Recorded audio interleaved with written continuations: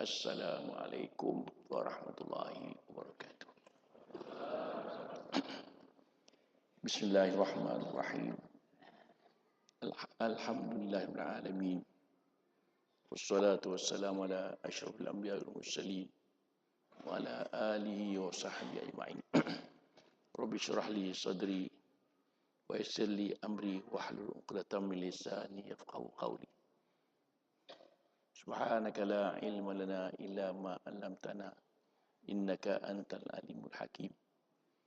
Tuan Pengurusi Majlis yang saya muliakan, Pengurusi dan Ahli Kuasa Masjid, Tuan Imam, tuan-tuan dan puan-puan yang dirahmati Allah. Alhamdulillah kita bersama-sama merapatkan kesyukuran kepada Allah Subhanahu wa taala kerana pada malam yang berbahagia ini kita dapat bersama-sama berhimpun dan beriktikaf dan bertukar ilmu dan berkongsi ilmu. Mudah-mudahan mendapat rahmat, taufik, hidayah dan inayah dari Allah Subhanahu wa taala. Nabi SAW pernah bersabda, "Man salaka tariqan ilal ilmi sarakallahu lahu tariqan ilal jannah." Barang siapa ikut satu lorong ke mana? Ke tempat ilmu, maka Allah lorongkan baginya jalan ke syurga. Untung dia kata. Kita pergi tempat-tempat pengajian agama untuk tuntut ilmu. Dah ada jalan dah. Dah ada lorongan untuk ke syurga. Pada malam ini kita cuba ke masjid untuk ilmu. Maka kita ada harapan ke syurga. Macam ada harapan? Ada, insya-Allah, yang pertama sekali. Kemudian dia kata, wa innal alima yastaghfir lahu man fis samawati wa man fil ard hatta al-hin fil bahri wa innal ulama warathul anbiya. Sungguhnya orang-orang alim diminta ampun orang-orang yang di bumi dan orang-orang yang di langit. Sehingga kan ikan di laut pun minta ampun kepada Allah Ta'ala untuk orang-orang alim. Jadi kemudian kelak dia kata al-ulama warathatul anbiya. Ulama itu mewarisi kerja-kerja Nabi. Di sini kita lihat sesungguhnya kita menuntut ilmu. Perintah Nabi, kun aliman. Jadilah kamu orang alim. Au muta'alliman, atau orang yang mengaji. Au mustami'an, atau mendengar pun jadilah. Dengar aja. Tidur pun tak apa. Duduk aja.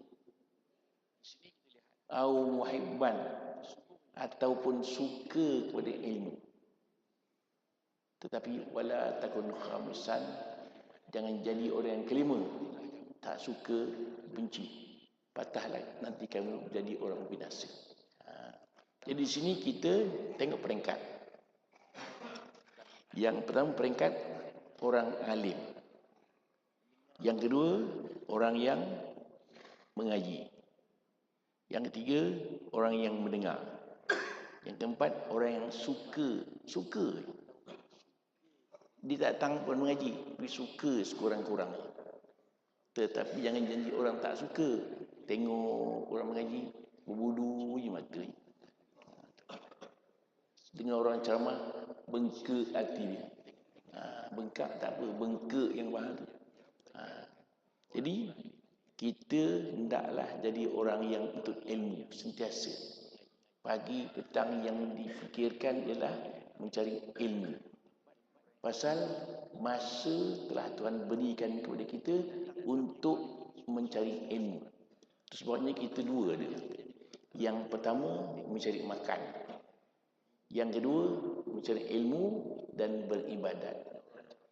Mencari makan, cari macam biasa. Jangan kelang kabut. Pasal rezeki telah pun Tuhan tentukan. Jangan bimbang, jangan risau. Pasal apa? Satu hari, seekor semut bertemu Nabi Allah Sulaiman AS. Kata Nabi Sulaiman, wahai semut, bagaimana keadaan kau sekarang? Semut berkata, aku makan sebiji gandum dan simpan sebiji gandum. Kata Nabi Sulaiman, tak payah susah. Aku jamin kau punya rezeki. Balik dah semut. Tak lama jumpa balik semula. Kata Nabi Sulaiman, wahai semut, bagaimana sekarang? Sekarang aku makan sebiji gandum, aku simpan 2 pula. Kata Nabi Sulaiman, kan aku dah cakap dulu, jangan bimbang. Tak, dulu rezeki aku Tuhan yang jamin, aku jamin, dia kata. Sekarang rezeki aku kau jamin, aku tak jamin. Semut pun faham.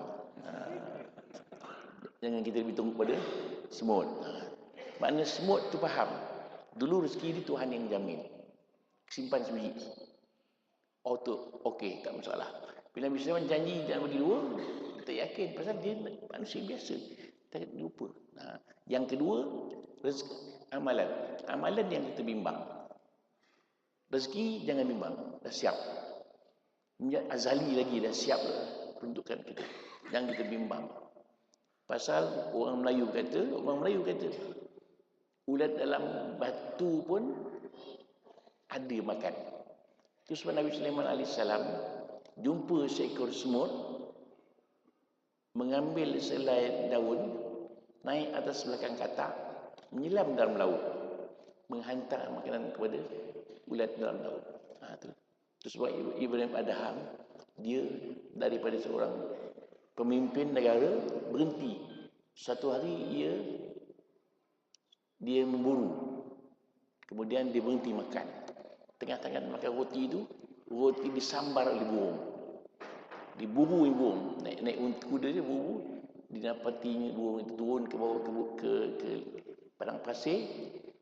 Burung memberi makan kepada seorang pemuda yang terikat di belakang.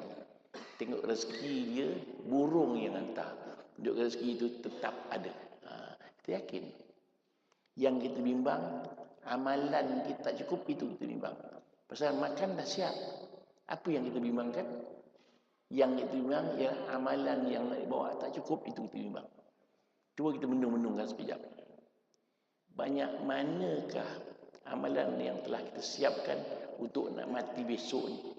Wa tazawwadu fa inna khairaz zadi taqwa. Berbekallah, siap-siaplah bekalan. Sebaik-baik bekalah bertakwa kepada Allah Subhanahu wa taala. Jadi kita berilmu, beramal, itu mustahab. Beramal tanpa ilmu tak jadi. Berilmu dan amal tak jadi. Dua-dua mesti jalan. Ilmu dituntut, amalan dilaksanakan, baru selesai. Sebabnya kita tengok, kita hidup dunia suka tak hati tu? Bergembira tak hati rasa? Kalau hati masih tergantung dengan dunia juga, belum lagi. Mesti kita ingat bekalan amalan untuk nak bawa besok lusa je mati. Terus sebab kita kena ingatkan mati story 70 kali. Ingatkan mati 70 kali satu hari sekurang-kurang. Penuh. Kalau aku mati besok, macam mana agak-agak? Makan jangan bimbang, makan ada. Kalau kita pergi masjid, makan peri ada. Kita akan meninggalkan dunia. Banyak harta pun tinggal. Yang dibawa amalan saja. Keluarga balik, harta balik. Isteri kita pun balik. Ingat. Isteri kita sayang pada nangis kat kubur. Dah siap tanam? Ditunggu tak? Tak tunggu. Ada dah setengah-setengah orang. Saya tak nak balik.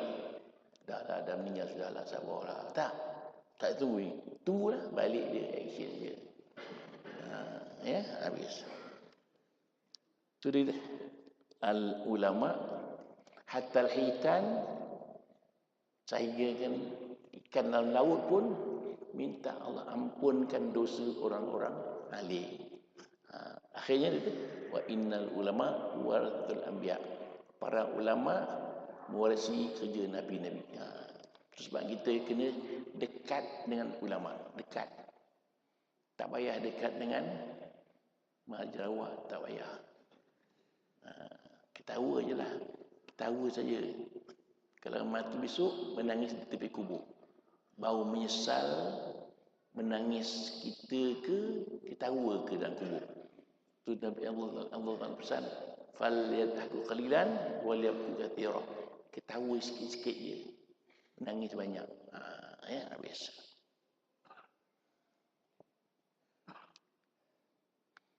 Nabi bersabda kepada Abu Zar, la an taghdu wa tata'allam baban min kitabillahi ta'ala khairul laka min an tusalliya mi'ata raka'atin. Wahai Abu Zar, dia kata apa? Pagi-pagi engkau menuntut satu bab dari ilmu lebih baik daripada sembahyang sunat 100 rakaat. Itu. Nabi pesan Abu Zar. Abu Zar Al-Ghifari, sahabat Nabi sallallahu alaihi wasallam, wahai Abu Zar, engkau sembahyang 1 rakaat ataupun tuntut ilmu satu bab daripada ilmu, lebih baik tuntut ilmu daripada sembahyang 100 rakaat. Boleh ke sembahyang 1 rakaat? Tak ada harapan. Yang boleh sembahyang 1 rakaat Harun al-Rashid. Harun al-Rashid sembahyang sunat 100 rakaat satu hari. Kalau kita lihat Rabi'atul Adawiyah 1000 rakaat satu hari. Kita lihat Imam Ahmad bin Hanbal 200 rakaat satu hari. Boleh itu 200 rakaat agak. Ini apa namanya, Sayyidina Uthman 2 rakaat sembahyang malam 30 juzuk habis. Kita banding ya. Pertama, Harun al-Rashid 100 rakaat. Imam Ahmad bin Hanbal 200 rakaat. Rabi'atul Adawiyah 1000 rakaat. Sayyidina Uthman 2 rakaat 30 juzuk baca Quran. Kita boleh tak 30 juzuk tu? Tersabut betul. Kalau imam main tarawih 30 juzuk boleh tak kita main? 30 juzuk 20 rakaat boleh? Pening. Apa kata makmum? Gila imam ni kata. Tak larat. Itu kita bayangkan. Orang zaman dulu lah. Tak sama orang zaman sekarang. Orang zaman dulu berebut-rebutkan pahala. Kita tak berebut. Orang zaman dulu, satu ketika orang-orang miskin bertemu Rasulullah SAW. Ya Rasulullah, orang kaya-kaya ini banyak pahala ya Rasulullah. Pasal apa dia kata? Kami semayang, mereka semayang juga. Kami puasa, dia puasa juga. Tapi bila mereka sedekah, kami tak dapat sedekah. Kami duit tak ada, apa nak sedekah? Bermakna orang kaya-kaya banyak pahala. Tak apa Nabi, kalau begitu, orang miskin-miskin ni zikir, wirid, tahmid, takbir. Sukalah orang miskin tadi. Sekali pahala kita sama banyak orang kaya. Tapi diam-diam jangan cakap orang kaya. Nanti orang kaya tahu. Maknanya dia berebut-rebutkan pahala. Orang miskin pun wirid. Subhanallah, subhanallah. Tak lama pecah rahsia, orang kaya tahu pula dah. Orang kaya wirid juga. Ya Rasulullah, orang kaya wirid juga ya Rasulullah. Nabi kita apa nak buat rezeki dia lah. Nak ceritakan bahawa orang zaman berebut-rebutkan pahala. Kita tak, bila sembahyang hari Jumaat, datang awal, duduk belakang sekali. So, depan kosong, sila.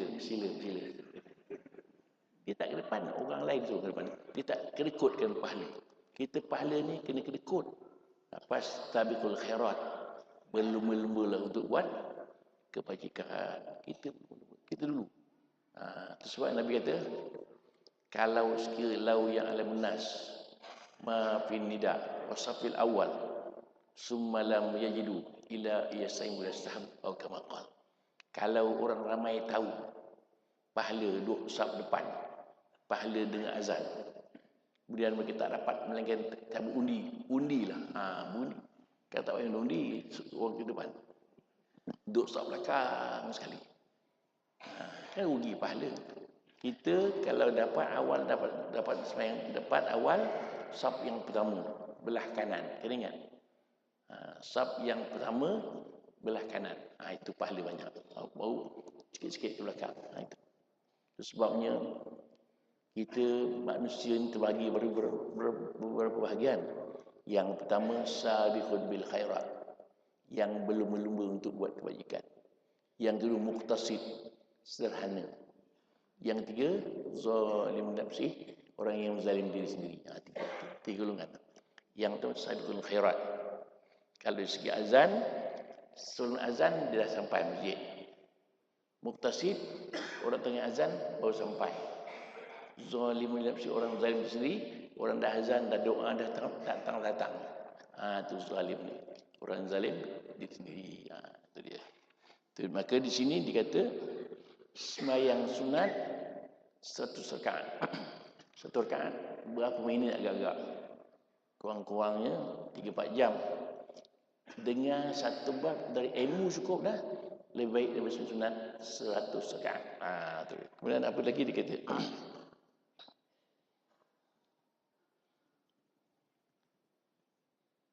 La'an tardu tata'allam baban al-ilmi umila bihi walam ya'mal khairun minaka min an yusalli alfa raka'atin. Di sini pula dia kata pagi-pagi untuk ilmu dan beramal dengan ilmu itu, atau tak beramal dapat pahala lebih baik daripada sembahyang 1000 rakaat. Jadi saya pesankan tuan-tuan, bila-bila ada tuan guru datang mengajar di sini, jangan lupa mengaji. Maksud mengaji, bawa kitab. Yang silap kita ialah bila ada kelas pengajian, kita tak bawa kitab. Dulu waktu kami mengaji dulu, saya mengaji dulu, tuan guru saya tak bawa kitab. Saya bawa kitab pasal anak murid.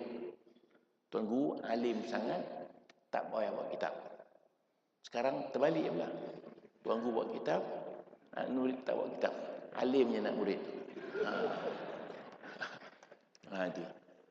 Kita ingat tuan-tuan ya, kita di Selangor ni selalunya menggunakan kitab-kitab tua. Kita kena mengaji tua tu supaya faham dia punya istilah-istilah dia. Kitab-kitab tua ni cukup berkat pasal tuan guru pun berkat, ilmu pun berkat, kita mengaji pun berkat. Itu.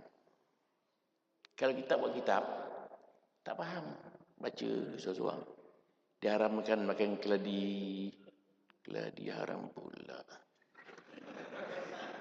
Dan anak-anaknya rupanya keledai. Baca seorang-seorang. Itu di situ orang-orang alim panjang zakarnya. Alim panjang zakar. Rupanya zikir.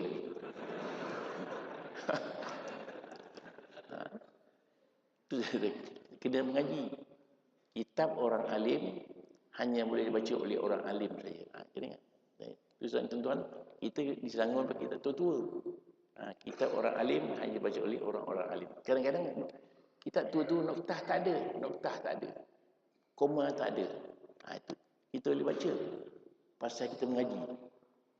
Kadang-kadang itu sebabnya bila salah noktah makna berubah. Kita khutbah kita gitu kadang-kadang gitu. Dia kata, saya makan roti bengali di bawah rumah. Salah noktah. Saya makan roti bengali di bawah rumah. Apa kerja bengali tu? Tak ada kerja. Sebenarnya saya makan roti bengali di bawah rumah. Saya yang bawah rumah tu, bukan bengali tu. Itu kita tua-tua kena gitu. Dia kata naklah kita tanam Pria, kacang, panjang terung, salah. Kacang panjang, baru terung. Salah nak kacang panjang terung, salah. Itu saya kena baca begitu. Habis. Maka itu ilmu satu bab saja. Pahala baik sama ada kita amalkan atau tidak. Pahala lebih baik daripada sembahyang sunat 1000 rakaat. Jadi kita kena mengaji. Mengaji ini bersungguh-sungguh. Itu sebab yang saya lihat kita belajar di masjid-masjid bertahun-tahun tak alim-alim. Kalau kita mengaji pondok 3 tahun mengaji pondok, mengaji betul, buka kitab. Alim. Banyak begitu. Tetapi oleh kerana kita tak bawa kitab. Dengar. Faham. Orang tak faham. Itu masalahnya. Bila kita faham, kita buka kitab, tak faham. Catik belahan. Minggu depan tanya tuan guru balik. Saya tak faham maksudnya. Begitu. Mengaji dulu begitu. Barulah kita jadi orang alim. Sebab kita mesti mengaji di masjid-masjid sekarang ni, kita berusaha bawa kitab menghadap tuan guru betul-betul. Menghadap. InsyaAllah setahun, 2 tahun, 3 tahun kita juga boleh mengajar lebih betul. Ini tuan guru itu mati tuan guru habis. Ganti guru. Tak ada lama-lama tak pertama-tama guru. Habis. Kemudian man jalasa indal alim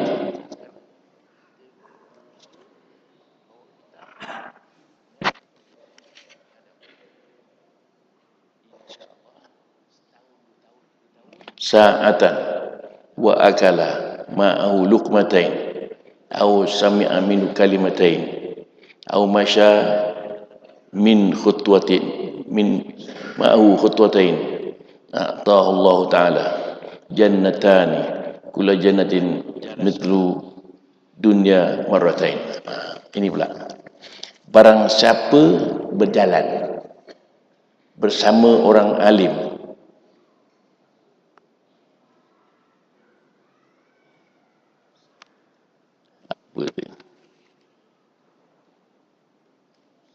barang siapa duduk bersama orang alim dan makan dengannya 2 suap atau mendengar daripada 2 kalimah atau berjalan bersamanya 2 langkah, Allah beri dia 2 syurga.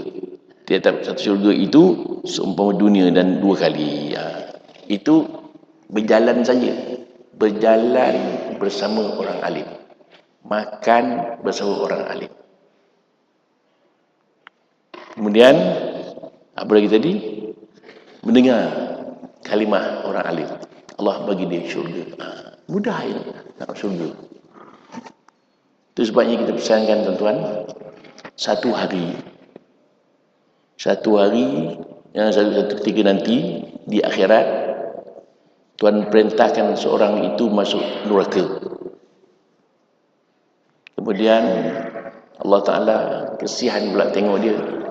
Wahai Ibrahim, panggil waktu menghadap. Tanya dia. Dia duduk di mana? Adakah dalam kampung dia orang alim? Tanya dia. Engkau duduk di mana? Di sebuah kampung sekian. Ada orang alim tak? Tak ada. Tanya lagi. Pernah tak dia makan bersama orang alim? Bukan nama dia. Sama tak orang alim? Nama pun tak ada. Nama Bengali. 3 tanya lagi. Pernah tak dia makan bersama orang alim? Tak ada juga. Tahu betul dia. Tanya lagi. Nama sama tak orang alim? Tak ada juga. 4. Tanya lagi dia.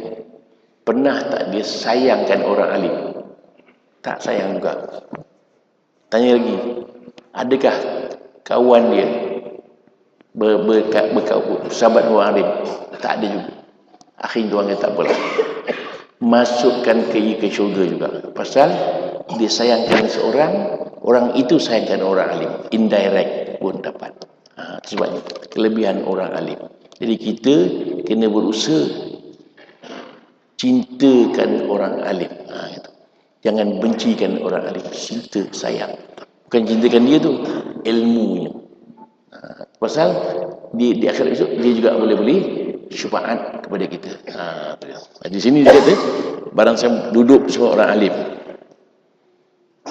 kemudian makan bersama orang alim, kalimat orang alim, berjalan bersama orang alim selangkah dua langkah, Tuhan beri dia syurga. Best. Kemudian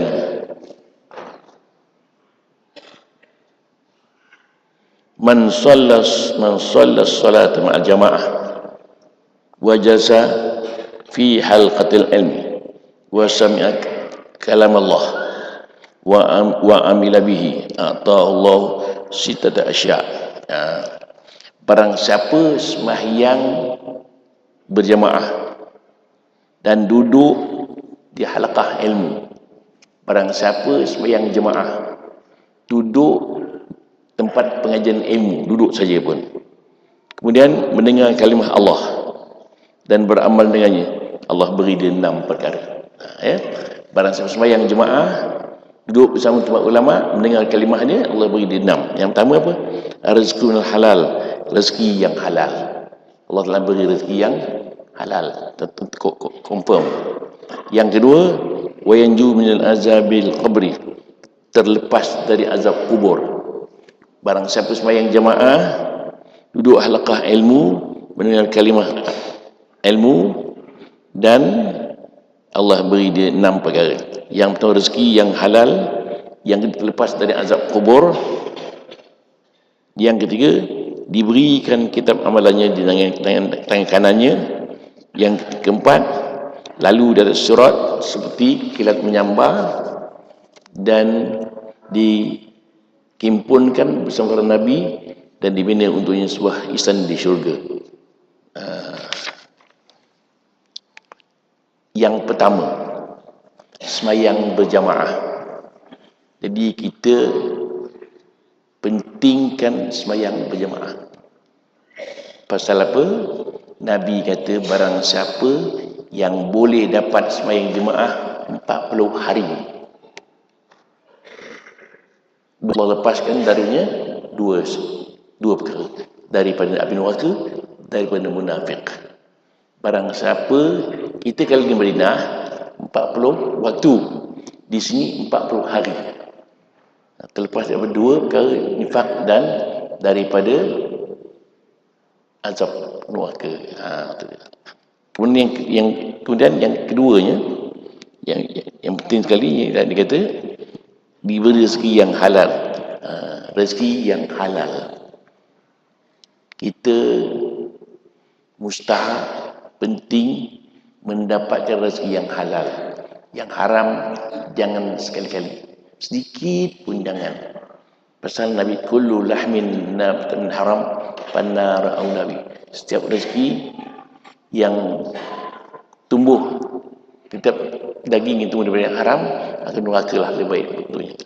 Sebabnya di sini dia kata dan mendengar kalam Allah.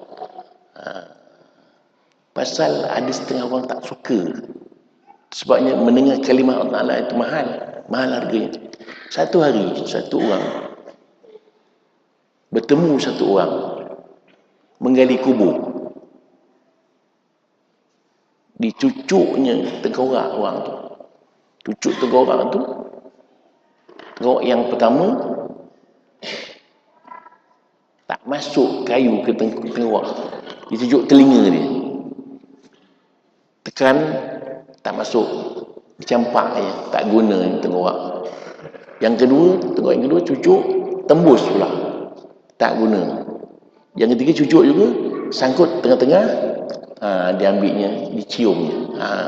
Pasal apa? Yang pertama yang cucuk itu tak pernah dengar ceramah langsung.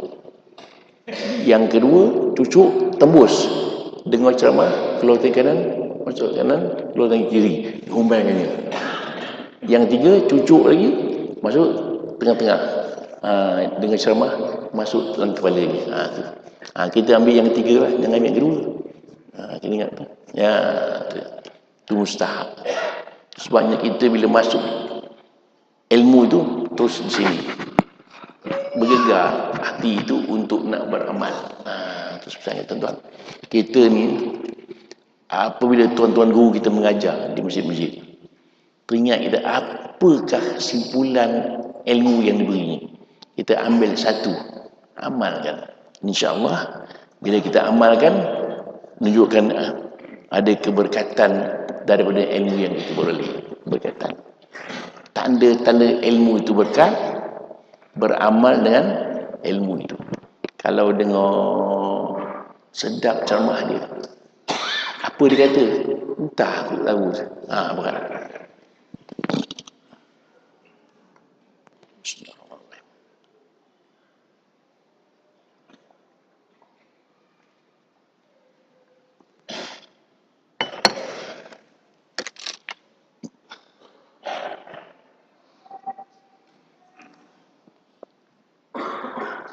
Yang kedua, wayanju min azbil qabr, lepas dari seksa kubur.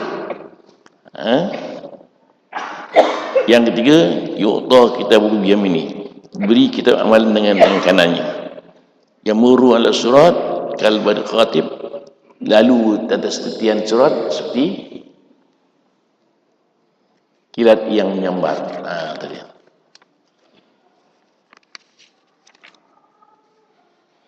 Kemudian wa yuhsyaru ma'an nabiyyin, dikumpulkan bersama para nabi. Wa manallahu baitan fil jannah, Allah bina untuk surga, sebuah rumah istana di syurga. An Ibn Abbas an Nabi sallallahu alaihi wasallam, lil ulama darajat faqa darajatil mu'minin bisabai mi'ati darajah ma baina darajataini bi khamsumi'atin sanah. Dia kata ulama itu mempunyai beberapa darjat di atas darjat orang-orang beriman. Ulama itu mempunyai darjat, pangkat tinggi di bawah pangkat darjat orang-orang beriman sebanyak mana? Sebanyak 100 darjat. Kita punya tahap kita dengan ulama ini jauh jaraknya, iaitu sebanyak 1 darjat. Di antara darjat itu sejauh 500 tahun perjalanan. Gitu. Itu sebabnya saya katakan bahawa ulama-ulama ni jangan dicerca, jangan dikondem. Kita bukan ulama, maka orang yang berulama jangan kondem ulama. Kita tak tahu, hukum berbeza-beza, ada pendapat berbeza-beza. Umpamanya zaman Nabi dulu, seorang sahabat ditanya, Aisyah ditanya, mengapa dia kata sahabat ini buka puasa cepat, sahabat ini buka puasa lambat? Orang ahli jawab, yang dia berbuka puasa itu cepat ngikut apa yang Nabi buat. Yang seorang lagi berbuka lambat, mungkin dia berhati-hati, takut termakan waktu. Jawab. Kalau kita apa jawab kan? Mengada. Itu apa kita tak tahu nak. Itu sebabnya berbeza-beza pendapat itu merupakan rahmat. Tak tahu. Sebabnya apabila Nabi kata, kamu jangan sembahyang melainkan di Bani Quraidah. Dua pendapat sahabat. Ada sahabat tak sembahyang, tak sampai-sampai Bani Quraidah.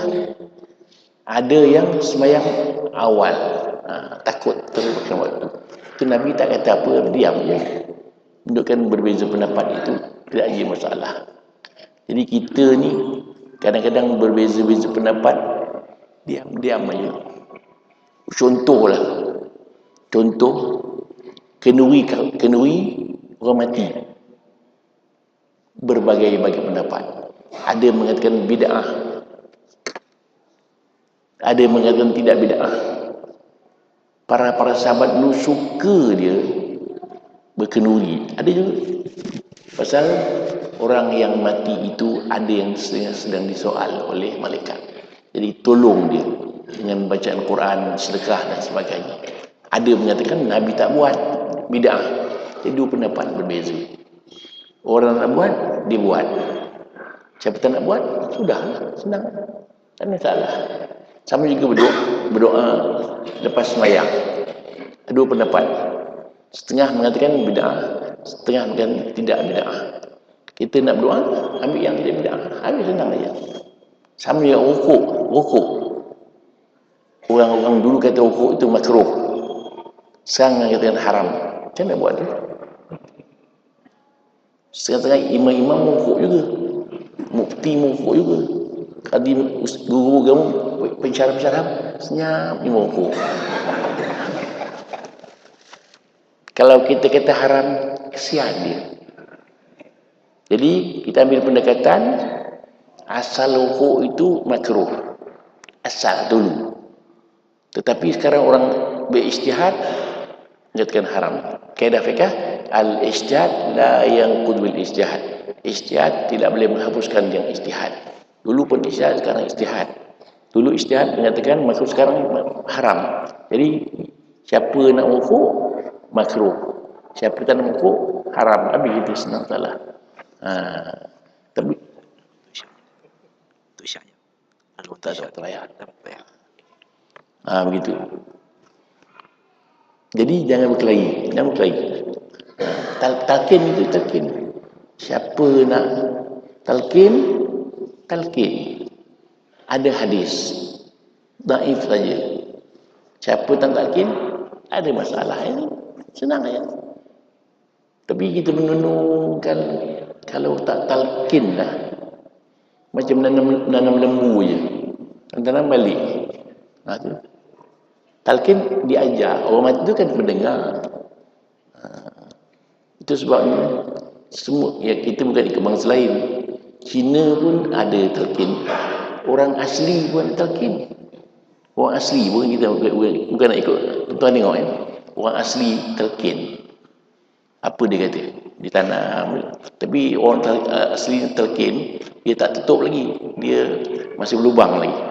Belum kambus lagi. Dia kata apa? Dia panggil orang mati tu, yeh. Akhirnya mati juga engkau, yeh. Dia kata. Sebentar lagi akan datang malaikat. Akan menjawab soalan-soalan. Kalau ditanya engkau soalan yang payah-payah, kau minta lah yang mudah-mudah.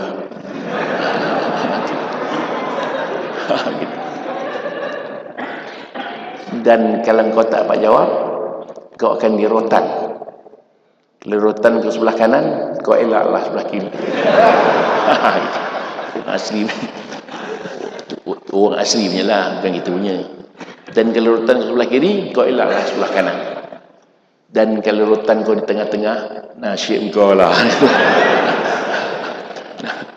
Tu orang asli punya. Jangan tuan-tuan buat modal lah, tak betul. Nak cerita orang asli pun ada talqin. Kita orang Islam lagi ada pasal dia kata bila kita balik daripada kubur itu pijak tanah tu, dia dengar pijakkan dia. Dudukkan apa-apa yang di atas pun dengar, di bawah pun dengar. Dan tuan-tuan, saya kalau nak cerita bab mati ni, tak sanggup saya mengenangkan bila kita meninggal.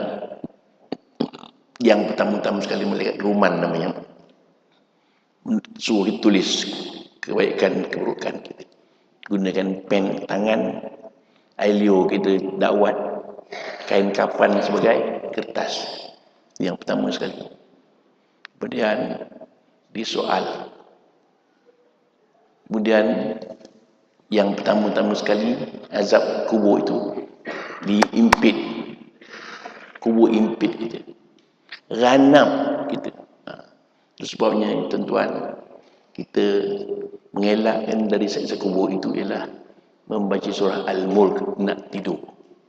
Nak tidur, jangan lupa surah Al-Mulk. Membaca Quran, mengelakkan dari satu kubur, dan sembahyang malam supaya kubur kita terang benderang. Barang siapa yang sembahyang tahajud malam, kuburnya nanti terang benderang seperti matahari baru terbit. Gini. Seperti matahari baru terbit, sembahyang malam. Jangan tinggal. Memang payah semalam ni, mengantuk. Tapi kita menung-menungkan dalam kubur seorang-seorang. Kalau tak sembahyang malam, gelap. Gelap kubur dan gelap. Dua kali gelap. Cuba tak payah kubur masjid ni, pada lampu macam gelap. Apa rasa di dunia? Dan kubur macam mana agak-agak? Gelap lagi, sempit lagi. Mula-mula yang makan kuman kita punya makan perut dan kemaluan yang dimakan oleh tanah. Itu punca punya kejahatan perut dan kemaluan mula. Sampailah kita roh melihat jasad kita. Itu saya. Melihat jasad kita hancur. Sampai ke beberapa hari hancur pun. Tetapi ada orang yang tak dimakan di tanah. Kawan saya, ketua saya dululah, dia meninggal muda. Kemudian 5-6 tahun kemudian tercangkul kubur dia. Tengok jasadnya cantik lagi. Kain kapan pun tak hancur, jasad pun tak hancur. Orang alim. Itu kelebihan Tuhan bagi. Sebab tanah pun segan nak makan orang yang dimuliakan oleh Allah Subhanahu wa taala. Tanah pun segan nak makan orang yang dimuliakan oleh Allah Subhanahu wa taala. Itu sebab kita tak jadi alim, tidak orang soleh, beramal. Bersungguh-sungguh beramal. Baca Quran, wirid, zikir. Gitu. InsyaAllah kita pun tak dimakan di tanah. Gitu. Kita usahakan supaya tanah pun malu nak makan kita. Habis.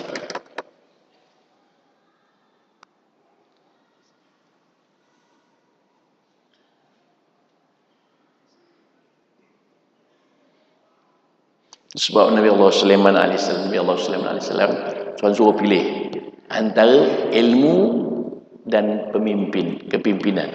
Dia pilih ilmu, dia dapat kepimpinan dan ilmu. Nabi Sulaiman, Tuhan suruh pilih. Kau nak ilmu ke nak kerjaan? Nabi Sulaiman pilih ilmu. Dapat dua-dua. Ilmu pun dapat, kerjaan pun dapat. Kalau dia pilih kerjaan, ilmu tak dapat. Nabi Sulaiman ni, negeri ini perintah daripada matahari terbit, matahari terbenam. Itu hebat. Dia boleh kuasai jin, boleh kuasai bahasa binatang, boleh kuasai angin. Nabi Sulaiman. Dia boleh pergi India, dari Palestin pagi bertolak, petang sampai. Pagi bertolak, petang sampai. Itu Nabi Sulaiman, kelebihan dia. Itu sebabnya dia kata haza min fadli rabbi liyabluwani ashkur am akfur. Inilah kurniaan Tuhanku untukku, untuk cuba aku nak syukur ke nak kufur ke. Misalnya Tuhan bagi betul-betul. Itu sebab di akhirat besok Tuhan tanya kita, mengapa kau tak sembahyang? Mengapa tak betul ilmu? Saya kaya, sibuk dengan kekayaan. Allah Ta'ala kata Nabi Sulaiman pun kaya, lagi hebat kekayaan dia. Tapi tak menyebabkan dia lalai. Tanya orang miskin pula, kenapa kau tak beramal? Dia orang miskin. Tuhan kata Nabi Isa pun miskin juga. Tanya seorang lagi, saya menteri. Nabi Yusuf menteri juga. Seorang lagi sakit, Nabi Ayub pun sakit. Semua ada contoh-contoh belaka. Jadi tak dapat kita nak berdalil dengan Allah Subhanahu wa taala.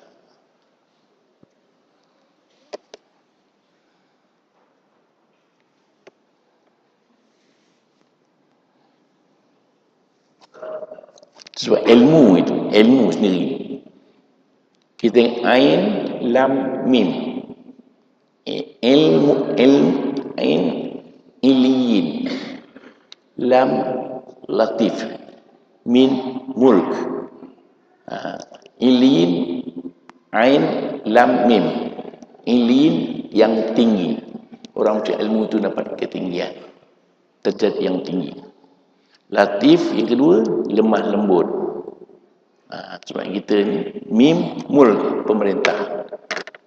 Jadi kita kalau ada ilmu, kita jadi orang yang tinggi, orang yang lemah lembut. Itu yang kita kena lemah lembut. Lembut, tenang. Jangan menggunakan kuasa, jangan terburu-buru, jangan buruk sangka, jangan dengki, jangan sombong dan sebagainya. Kalau orang berilmu sombong juga tak ada apa. Itu sebabnya Nabi SAW punya ilmu yang tinggi, tak sombong langsung. Belas kasihan. Kita tengok je. Nabi dengan kucing. Nabi kucing dia tidur atas selendang dia.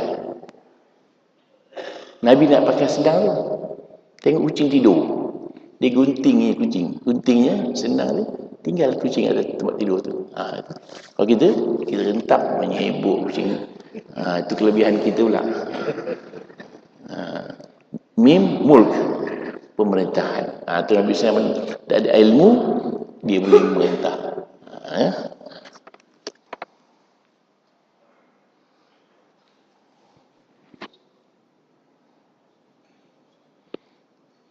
Itu sebabnya Nabi SAW dalam Al-Quran, Allah SWT berfirman, "Qur Rabbi zidni ilma," ya Allah tambahkan aku ilmu. Minta Allah Ta'ala tambah ilmu. Sebabnya kita, kalau tuan-tuan berhajat untuk mendapatkan ilmu laduni, kita baca ayat kursi 3 kali. Lepas Isya, baca ayat kursi 3 kali.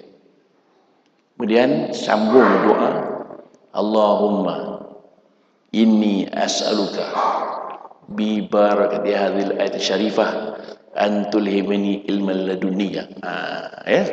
Ya Allah, aku mohon kepadamu dengan berkat ayat yang mulia ini supaya engkau ilhamkan kepadaku ilmu laduni. Ilmu laduni ini ilmu yang tak dituntut, datang sendiri. Caranya baca ayat kursi 3 kali, ayat kursi lepas Isya 3 kali, ayat kursi, sambung doa. Allahumma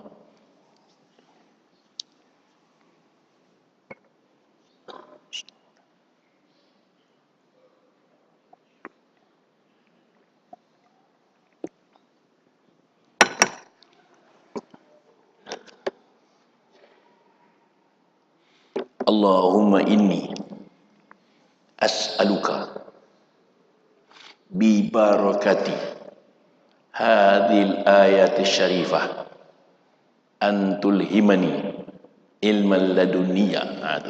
Ya Allah, aku mohon kepadamu dengan berkat ayat yang mulia ini supaya kau ilhamkan kepadaku ilmu laduni. Kita minta, insya-Allah kita minta hari-hari.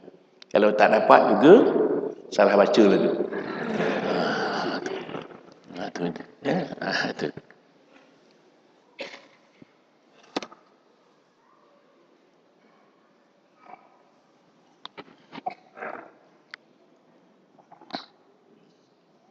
Sebuah kisah cerita bagaimana syaitan takut pada orang alim, takut orang berilmu. Satu hari Nabi masuk masjid, bertemu syaitan, iblis duduk tepi masjid tu, nak masuk, teragak. Nabi kita, pasal kau begini?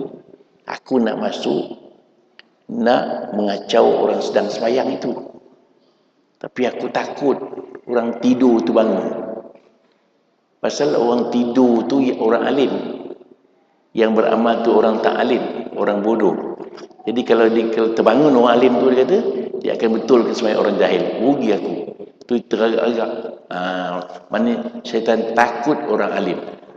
Dia tak takut orang tidur tu. Orang beramal tu ilmu tak ada. Kalau bangun orang yang alim tu sedang tidur itu, dia akan betulkan sembahyang orang yang jahil tadi. Rugilah dia. Itu sebabnya menunjukkan orang syaitan takut pada orang alim. Itu sebabnya Imam Abu Hanifah rasanya kasut dia pun syaitan takut. Kasut dia, tak payah dia, kasut dia takut. Sebabnya orang-orang alim ni kelebihan-kelebihan dia macam-macam. Sayyidina Umar lalu atas jalan, syaitan jumpa macam mana? Pesong lari dia. Tu. Kalau kita, syaitan rapat. Sayyidina Umar, syaitan lari. Oh, Sayyidina Umar tak main, takut. Satu hari, Sayyidina Umar berjalan-jalan, jumpa satu orang bawa satu botol. Apa dalam botol kau? Dia takut, Sayyidina Umar takut, terlalu takut. Dia kata, madu. Buka. Mengelentang, tengok-tengok, madu sungguh berubah daripada arak ke madu, kerana takut kepada Nabi Sayyidina Umar. Dia takut sangat, ya Allah Tuhanku, tukarkanlah kepada madu. Tukar. Itu kelebihan dia. Ya.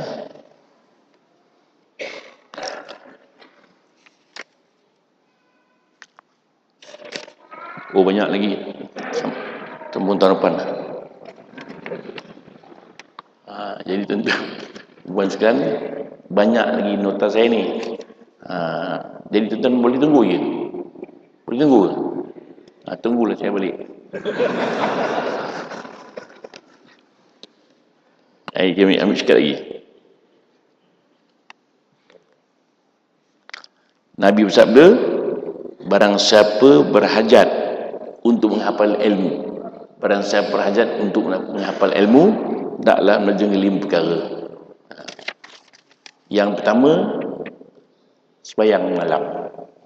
Barang siapa yang berhajat untuk menghafal ilmu, mestilah jengkelim perkara. Yang pertama, sembahyang malam. Tu. Yang walau 2 rakaat pun tak apa. 2 rakaat pun jadi. Sembahyang malam ni kan payah. Kita bangun, tumbang balik, itu masalah. Bangun, tumbang. Tinggal balik bangun, tumbang. Tu. Yang kedua, lazimkan berwuduk, sentiasa berwuduk.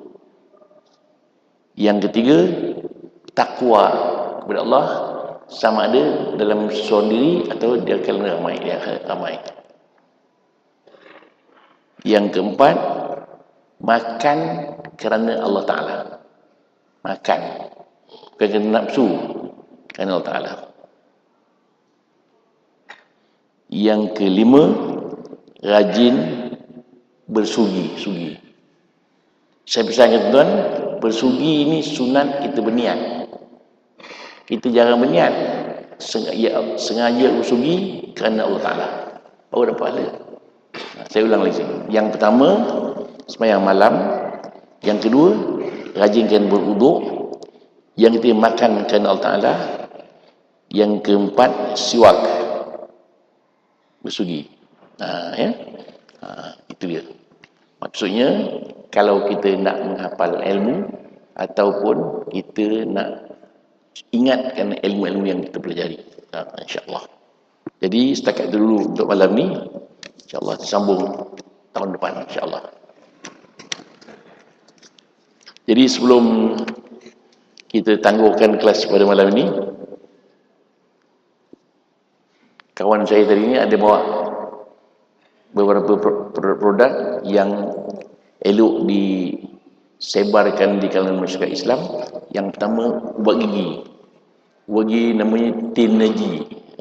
Ni ubat gigi ni confirm orang Islam punya dan halal. Dan yang buat pun orang Islam dan Ustaz Al-Hafiz.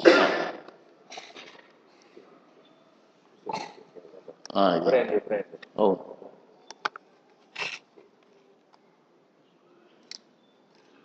Ayuh. Yang pertama, yang kedua, buku Rahsia Al-Fatihah. Buku saya ni lama, mengandungi beberapa rahsia-rahsia Al-Fatihah. Hanya dalamnya ada satu kesilapan sikit. Doa itu sebenarnya dhair bukan khair. Itu kesilapan. Kalau beli kang, betulkan khair itu kepada dhair, dot bukan kha, ya. Ini murah aja. Yang ketiga, yang minyak zaitun yang terbaik dalam dunia, daripada plastin. mengubati penyakit darah tinggi, macam manis dan sebagainya, ya. Kemudian indah hidup syariat. Hidup syariat ni dah lama dah ni, tapi ada buku yang diperbarui, ya. Yang mahal gambar saya lah.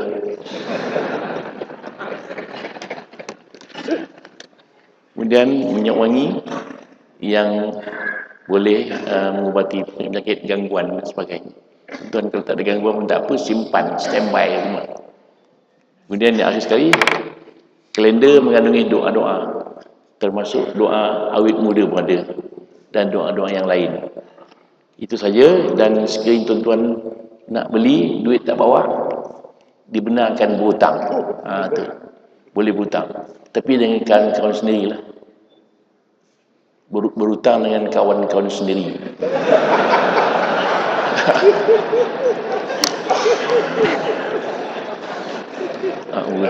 A'udzubillahi minasyaitonir rajim. Bismillahirrahmanirrahim. Alhamdulillahirabbil alamin. Wassalatu wassalamu ala asyrafil anbiya'i wal mursalin wa ala alihi washabbihi ajma'in. Allahumma ij'al jam'ana hadza jam'an marhuma, tafarraqna min ba'di tafarraqan ma'suma, wa la taj'al fina wala ma'ana wala mayta wala syaqiyyan wala mahruman wala matruda. Rabbana atina fid dunya hasanah fil akhirati hasanah qina adzabannar. Wa sallallahu ala Muhammadin wa ala alihi washabbihi wasallam. Walhamdulillahi rabbil alamin. Wassalamualaikum warahmatullahi wabarakatuh.